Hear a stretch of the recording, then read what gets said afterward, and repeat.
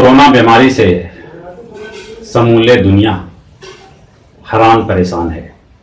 अपन देश में भी 3 मई तक लॉकडाउन है। लोग घर में बैठल थे। हमने भी बैठल बैठल कविता कहानी लिख रही है। अथीन प्रस्तुत है एगो छोटन कविता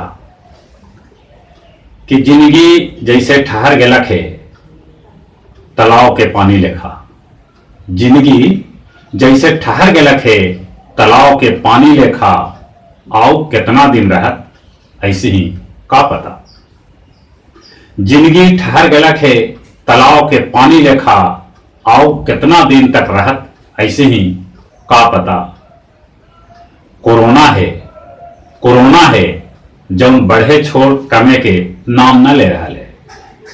कोरोना है जौन बढ़े छोड़ कमे के नाम न ले रहा है। हनुमान जी के पोछी लेखा। कोरोना है जौन बढ़े छोड़ कमे के नाम न ले रहा है। हनुमान जी के पोछी लेखा। हमहू कम नहीं छिपावल चाही रोग बलाए।